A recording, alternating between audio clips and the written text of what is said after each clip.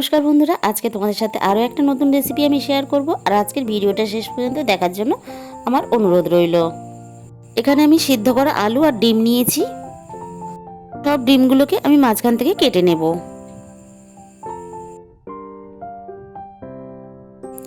আমার সমস্ত ডিমগুলো কিন্তু কাটা হয়ে গেছে। আর এইভাবে আমি কিন্তু ডিমের কুসুমগুলো আলাদা করে নেব।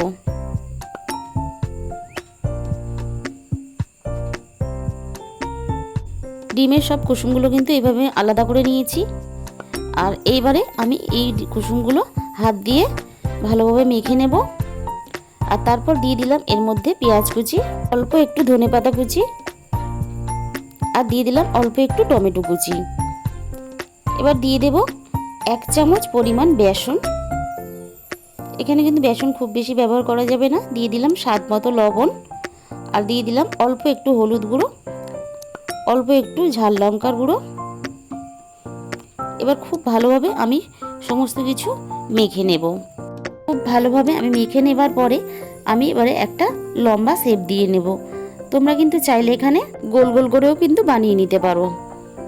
আর আমার কিন্তু সবগুলো বানানো হয়ে গেছে। এবার সাদা যে অংশটাকে আমি নিয়ে এইভাবে ছোট ছোট করে কেটে নেব।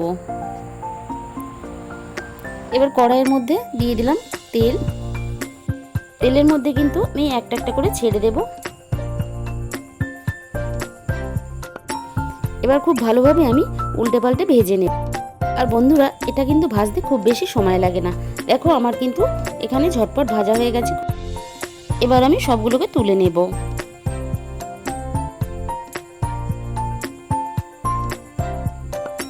এবার ওই গরম তেলের মধ্যে আমি দিয়ে দিলাম গোটা জিরে, আর দিয়ে দিলাম গোটা গরম মশলা, আর দিয়ে দিলাম রসুন কুচি, আর দিয়ে দিলাম পেঁয়াজ কুচি।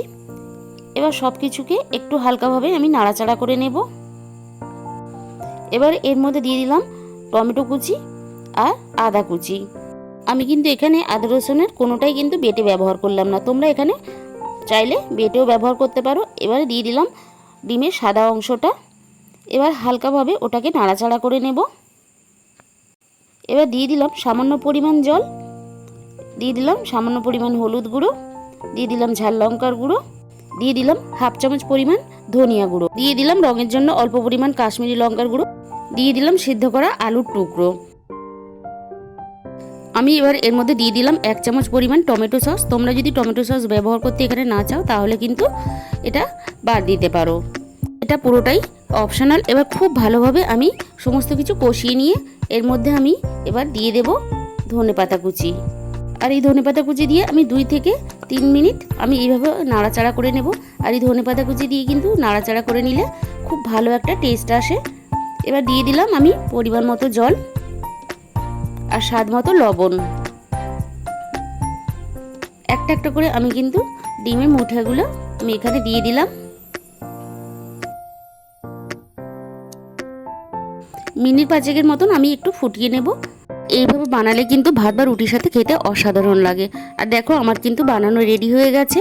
আজকের রেসিপিটা তোমাদের যদি ভালো লেগে থাকে অবশ্যই কমেন্টের মাধ্যমে জানিও। আর নতুন বন্ধুদের কাছে অনুরোধ রইল আমার চ্যানেলটা সাবস্ক্রাইব করে পাশে থাকার জন্য।